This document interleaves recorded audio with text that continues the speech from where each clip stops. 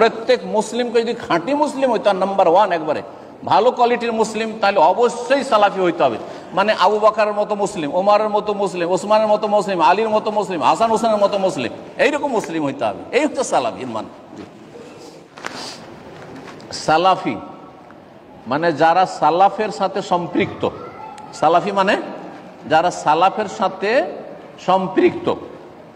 আর যেমন হানাফি মানে যারা আবু হানিফার সাথে সম্পৃক্ত, তাই না? শাফেঈ মানে যারা ইমাম শাফির সাথে সম্পৃক্ত। হ্যাঁ, মালিকি যারা ইমাম মালিকের সাথে সম্পৃক্ত, যে দিক দিয়ে হোক না কেন তার ফিকহ অনুসরণে। হাম্বলি যারা ইমাম আহমদ বিন হাম্বলের সাথে সম্পৃক্ত, ঠিক আছে?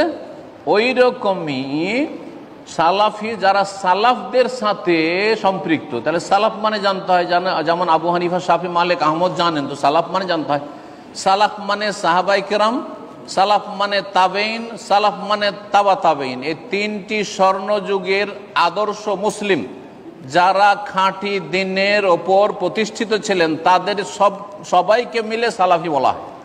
হ্যাঁ, তাদের সবাইকে সালাফ বলা হয়।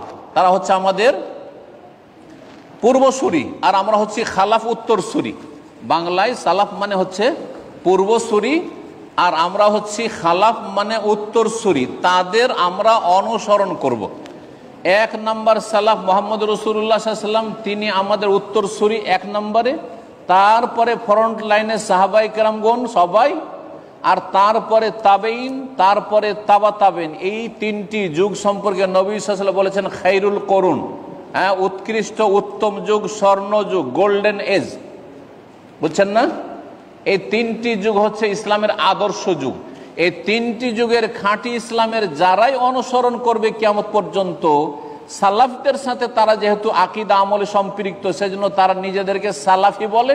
যেমন আবু হানিফার সাথে সম্পৃক্ত, সেজন্য নিজেকে হানাফি বলে। এবার বুঝতে পেরেছেন পার্থক্যটা? সহজে বুঝার চেষ্টা করুন, খুব সহজ ভাষায়, যে আমরা তাহলে কোনো একজন ব্যক্তির সাথে অন্ধভাবে সম্পৃক্ত নয়, আমরা পুরো মুসলিম উম্মার যে আদর্শ যারা সাহাবাই কেরামগণ তাদের সাথে সম্পৃক্ত। আর তাদের কাছে ছিল খাঁটি ইসলাম, ভেজালযুক্ত ইসলাম ছিল না। আশা করি বুঝতে পেরেছেন। জি, যদি খাঁটি মুসলিম হইতে হয়তো সালাফি হইতে হবে। এটাও শুনে রাখেন, প্রত্যেক মুসলিমকে যদি খাঁটি মুসলিম হইতে নাম্বার ওয়ান একবারে ভালো কোয়ালিটির মুসলিম, তাহলে অবশ্যই সালাফি হইতে হবে। মানে আবু বকরের মতো মুসলিম, ওমরের মতো মুসলিম, ওসমানের মতো মুসলিম, আলীর মতো মুসলিম, হাসান হোসেনের মতো মুসলিম, এইরকম মুসলিম হইতে হবে। এই হচ্ছে সালাফির মান।